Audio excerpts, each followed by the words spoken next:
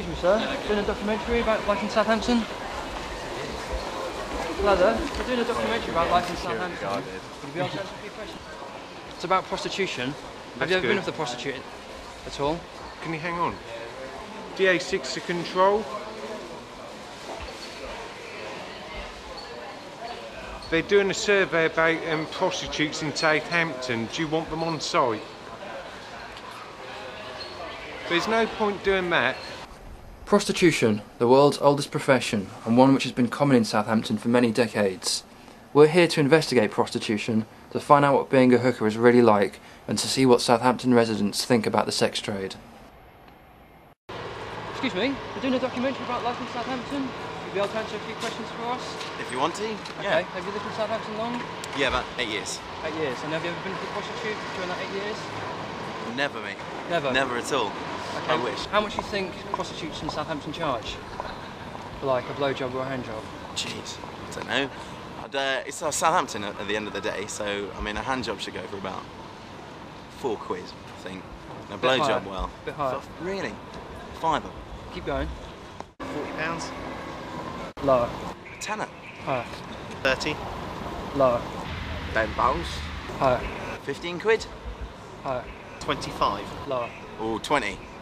That's about right. Jesus. Do you think that offers good value for money? Not really, mate. Fucking hell. That's it's about £8 mags, isn't it? What is it that's brought you to Southampton today? I belong to the Masons. The Freemasons? Freemasons, yeah. Oh, okay, I thought you weren't supposed to tell people that. Well, no, it's public knowledge. Oh, is it? If you get some of the papers that are issued and see all the work that's done for charity through Freemasonry, then you perhaps realise that we're not a force for evil, we're a force for good. Yeah, I haven't got an opinion either way, but I just thought it was like a top secret organisation. Well, no. It's an open organisation that's got secrets like everyone else. So that you do a lot of charity work? Oh, yes. Okay, because the documentary is actually about prostitution in Southampton and whether the city's doing enough to help get women off the streets. What do you think the going rate is from prostitutes in Southampton? I haven't got a clue. I mean, if you think of a number, we've actually done some research and we'll tell you whether you're on the mark or not. How much would you be willing to pay? Nothing. Nothing? I wouldn't go there.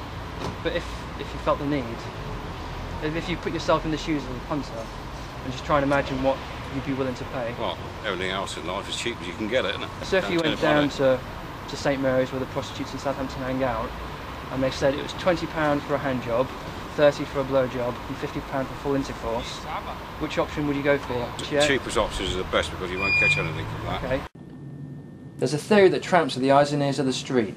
To test that theory, we're going to find some tramps to talk to find out what they can tell us about Southampton prostitutes. Some of the stuff one doing to them is unbelievable. Really? Would you be able to expand on that a bit? I'll give you one. It's not as bad as what I've heard of some of them, but one man turns up at the woman's house with a big, thick plank of wood, and he wants to hit her with it. And every stroke he gives her, she gets a tenner for it. Really? Yeah. So she can handle 6 or 7 of them, and by the time her back and her arse is all red, raw, and bleeding a bit, and she gets 60 or 70 quid at the end of it. Most of my female friends are working girls. Well, I can't call them prostitutes. They're working girls. They're working for what they need. Some of them are drug addicts. Some of them are just working to provide for their family. Prostitution is a different thing. It's not a social disease. It's a social need. If the girls weren't wanted, they wouldn't make the money. Yeah. Do you think that the prostitutes have it easier in Southampton? Because No. there are a lot of specialist projects that have been set up to help prostitutes? It's a lot harder for them here than it is in Soho in London, where you've got a lot more pressures on them. Here, they look after each other, and the projects are there for them. They're not bad girls. They're just girls who have had to turn to something that they know. Is it safe in Southampton, prostitution? How is it? No, it's not safe. There's too many clippers. What's a clipper? Someone who offers sex for money then rips the punter off, rips the client without paying. Then the next girl, who's a genuine girl they come across, gets hit. That is not safe. They should have houses they can work out of. a proper red light district.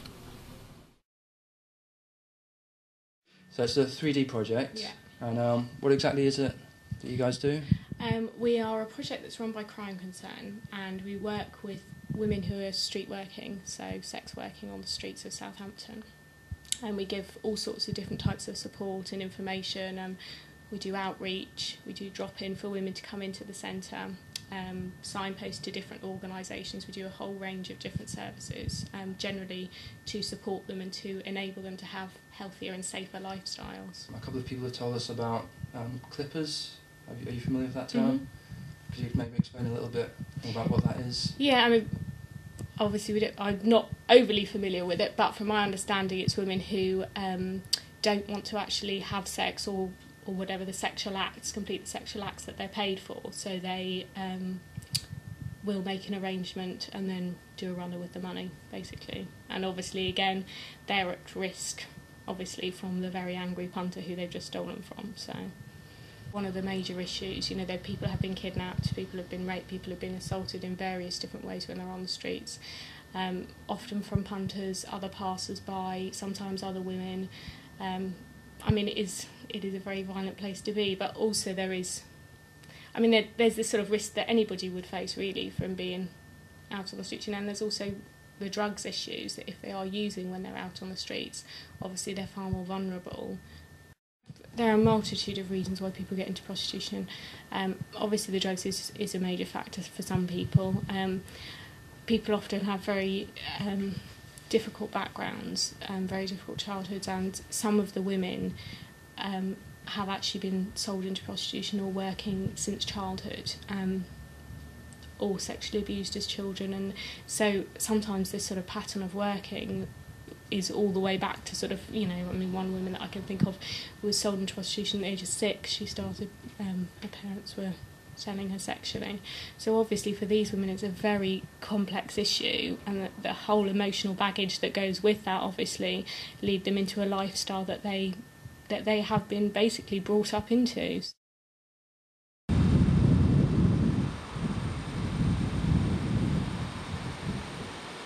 Okay, we met with Southampton Fire Squad earlier today, and they told us not to come down to the red light district for our safety, just for the welfare of the girls involved, and because there is a chance that if we get seen driving up and down the red light district, that we might get mistaken for curb crawlers. Obviously I'm not a curb crawler, not yet anyway, but let's go and see what we can find. Way to Derby Road, which is the area where the prostitutes hang out, and then they wait for curb crawlers to show up to curb crawl. And hopefully we'll see some prostitutes, although we think it might be a little bit early. So let's see what we can find. It's a red light. Now the question is, look, the door's open. Is it a brothel? Reverse back. Or is it just a red light because they wanted to save energy? It turned out that the house with the red light that we passed was indeed a brothel. When we went inside, we were able to find a girl who agreed to speak to us. This is Jen's story.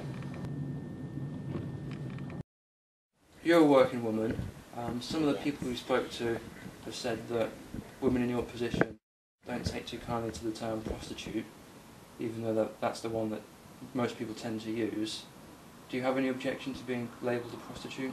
It just sounds it sounds kind of dirty and not very nice, and yeah, to but me there are it's worse just, words to be called, like slag or slapper. It's just a job though, like I am a working woman, so... But if you had to be labelled as something, would prostitute be okay or acceptable? Yeah, prostitute's one of the better ones. I've been called a lot worse. Like some of the people we spoke to have mentioned that there's this term called clippers. Yeah. Are you familiar with any girls that tend to do that kind of activity? There's one or two that we know about who are doing it. I'd never do it myself. It's for somebody else to do it. It makes it worse for us next time, because for me to get money up front, that's safer for me. You know, if anything gets out of hand, I can leave and I haven't lost anything. Whereas now people, you know, are more wary of that, and if I'm waiting for the money after, then I'm more likely not to get it, and all kinds of things. You know, I've wasted my time, and it's really frustrating for us because it's a difficult enough job to do without without it being more complicated by other girls, you know. How would you, when a punter pulls up, how would you decide whether or not to get in this car? Like, how do you judge whether or not a punter is safe or not? You can never really sort of fully know something like that, I guess. You have to go with your instinct, really, and, you know, if you're getting in the car, make sure it's got 4 doors, and, like, if they lock it and things. You know, if there's a bunch of guys in the car, don't get in it. Just be as sort of sensible as you can, I guess. Just think about where they're taking you, what they look like, and... So you don't do groups then? Well, we've heard a variety of opinions on prostitution, and it's definitely been enlightening. I was surprised at how willing people were to talk about it. Perhaps they were talking from experience.